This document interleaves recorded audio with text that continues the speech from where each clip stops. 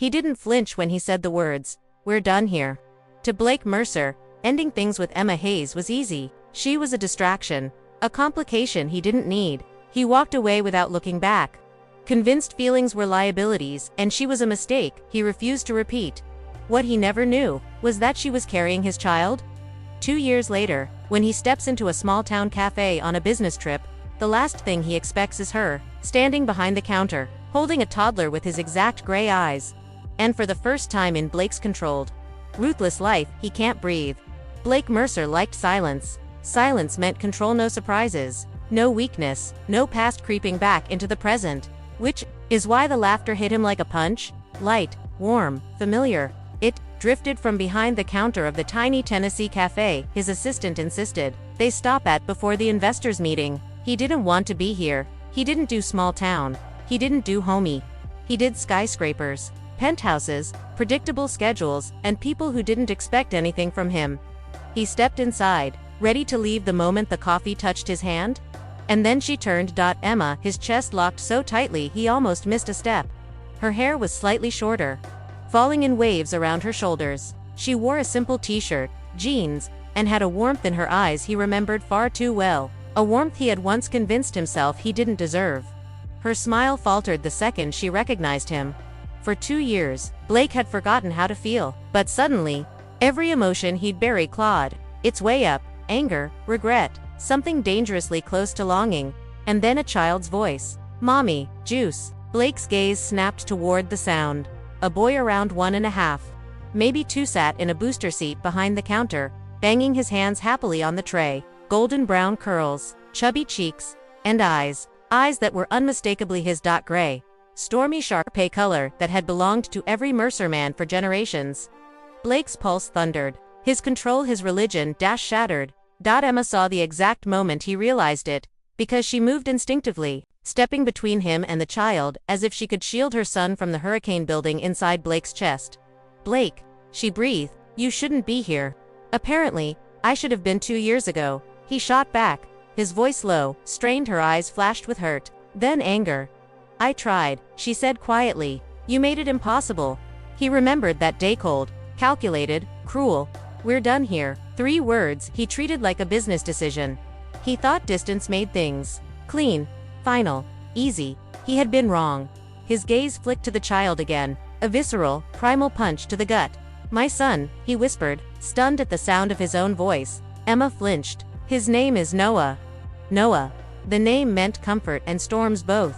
Blake swallowed hard. "Why didn't you tell me?" She laughed, but there was no humor in it, only exhaustion. "You mean after you threw my things in a box, told me I was nothing but a mistake, and had security escort me out of your office?" His jaw clenched. He remembered. God help him, he remembered every second.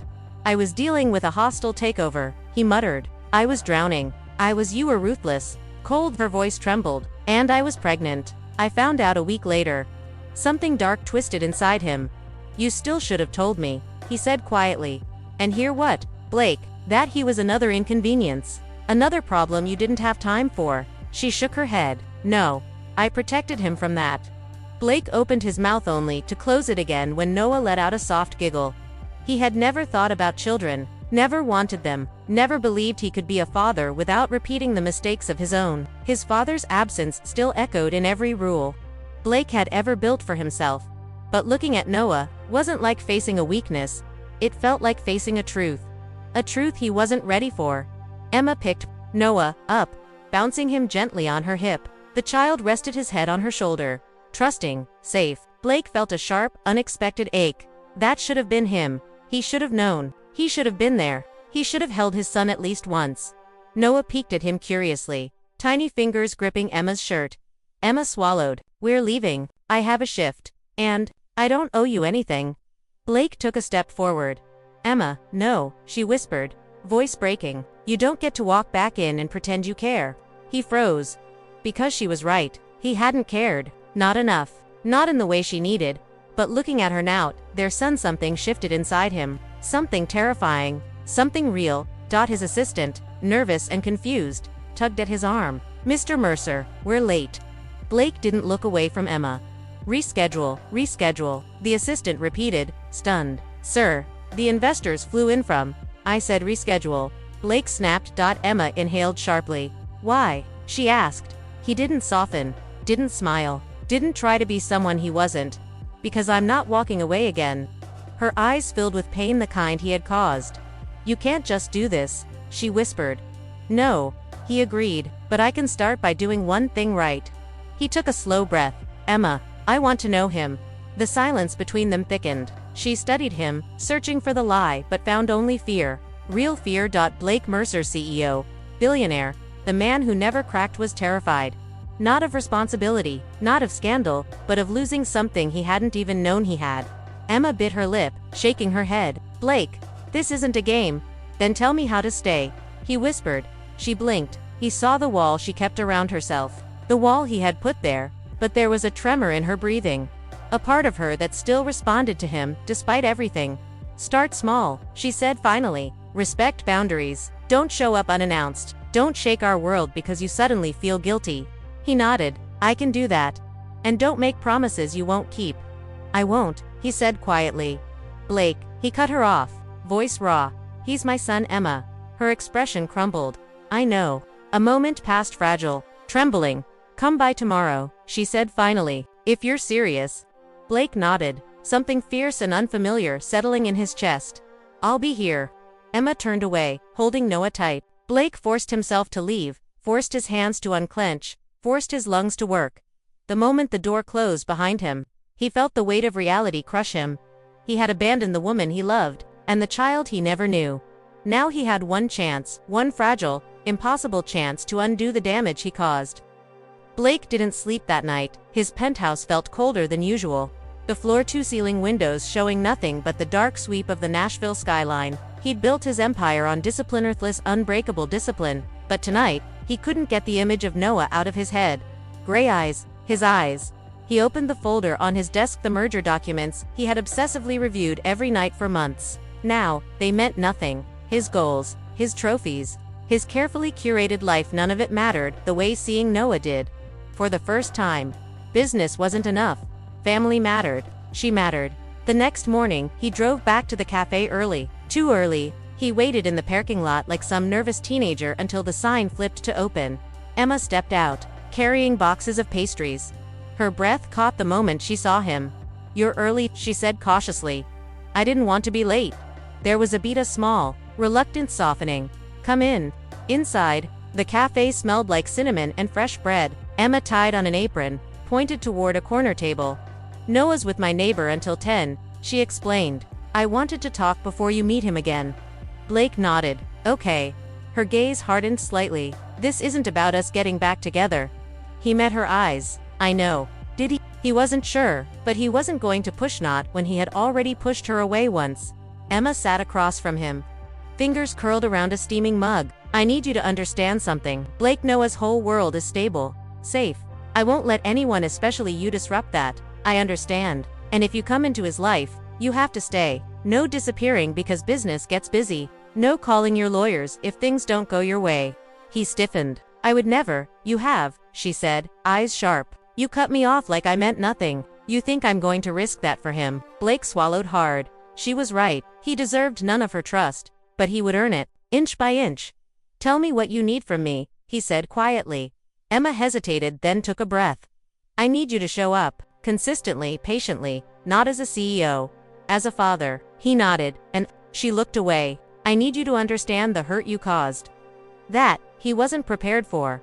She continued, voice trembling despite her effort to stay strong. When we were together, I thought you cared. I thought you were just guarded, protecting yourself. Her throat tightened, but the way you ended things, it felt like I was disposable, like we'd never meant anything. Blake clenched his jaw. He remembered that day, cold, brutal, efficient. He had been under pressure, cornered by enemies in his industry, and he had taken it out on the one person who had given him warmth. You weren't disposable, he whispered. I ended things because I cared too much. Emma let out a humorless laugh. That's not how it felt. I know, he said miserably, and I'm sorry. She froze. Blake Mercer did not apologize. Not in business. Not in life. Say it again. She whispered. I'm sorry, Emma. Her eyes glistened with shock, with hurt, with something dangerously close to hope. Before either of them could speak again, The bell above the door jingled. Emma stiffened. "He's early." A small figure toddled in, guided by the neighbor. Noah spotted Emma instantly and barreled toward her, giggling. She scooped him up, kissing his cheek. Blake felt something in his chest ache. Then Noah looked at him, really looked. The boy's eyes widened with recognition, like he remembered Blake from yesterday and wasn't sure why that mattered. Emma swallowed. "Noah, this is Blake." Blake crouched down to Noah's level, careful not to move too fast. "Hi," he said softly. Noah blinked, then held out a toy car as if offering a peace treaty. Blake stared at the tiny plastic car, bright red, chipped paint, before slowly taking it. "Thank you," he murmured, voice cracked. Emma inhaled sharply, as if the small moment hit her deeper than she expected. Noah clapped, delighted. "Play." Blake's lips parted. "You want me to?" The toddler nodded enthusiastically. Emma looked stunned. Blake sat cross-legged on the cafe floor, and Noah plopped down in front of him. They rolled the small car back and forth, Noah squealing every time it bumped into Blake's hand. It was simple, it was small, but it was life-changing. Emma watched, arms folded tightly, trying to protect her heart. Failing. When Noah finally wandered off to explore, Blake rose slowly, knees aching but mind spinning. "He's incredible," he whispered. Emma nodded, her voice soft. "He is." A moment passed, quiet, warm, dangerous. "This doesn't fix everything," she said gently. "I know," he replied, "but," she hesitated, "this is a start." Blake exhaled, relief flooding him. "Emma," he said carefully, "I want to be part of his life, whatever it takes." She studied him, long and searching. "I believe you're trying," she said, "but it's going to take time." "I have time," he whispered. Their eyes held just long enough to feel the old pull between them. Then Noah toddled back over, tugging on Blake's pant leg. "Up." Blake hesitated, stunned. Emma nodded slightly, giving permission. He lifted Noah awkwardly at first, then more securely as Noah settled against his shoulder like he belonged there. The feeling nearly brought Blake to his knees. Emma's breath hitched. Because in that moment, Blake didn't look like the cold CEO she once feared. He looked like a father. No. He looked like Noah's father. And something in her heart cracked open, just a little. Blake kissed the top of Noah's head before realizing what he'd done. He froze, startled by his own instinct. Emma covered her mouth, overwhelmed. "I should go," Blake said finally, gently handing Noah back. "I'll come by tomorrow, same time." Emma nodded. "Yeah, tomorrow." He started toward the door, paused, then looked back. "Emma," she swallowed. "Yeah." His voice was low, raw, honest. "I'm not done here." Her breath caught. Noah giggled. The door closed behind Blake, leaving Emma shaking because for the first time in 2 years, she wasn't sure if she wanted him to walk away. That night, long after closing time, Emma rocked Noah to sleep. Her heart was a storm she couldn't quiet. Blake Mercer had walked back into her life, not with money, not with arrogance, but with regret, and something that looked dangerously like love. She looked down at Noah, peaceful, safe, whole. "Are we ready for this?" she whispered. Noah stirred, gripping her finger. And far across town, Blake stood on his balcony, gripping the tiny toy car Noah had given him, knowing his life was no longer his own. Tomorrow would change everything. For all three of them. The next morning, Emma stood outside the cafe before opening time, heart pounding harder than she wanted to admit. She kept telling herself this wasn't a reunion, this wasn't romance, this wasn't the second chance she used to beg the universe for, this was for Noah, only Noah. But when Blake's black SUV pulled into the parking lot and he stepped out, hair slightly messy, sleeves rolled up, eyes softer than she had ever seen, her resolve shook. "Morning," he said quietly. Emma swallowed. "You're early." "I didn't want to waste a second." Something in her chest tightened. Inside, Noah squealed when he saw Blake, grabbing at him with chubby hands. Blake picked him up, still a little awkward, still a little stiff, but the tenderness was unmistakable. Emma couldn't look away. They played again, talked again. Blake asked about Noah's routines, his favorite foods, the things that scared him, the things that made him laugh. He listened, really listened. When Noah finally napped in the back room, Emma wiped the counter, trying to steady herself. Blake approached slowly, giving her space. "Can we talk?" he asked. She nodded, but her hands trembled. He leaned against the counter.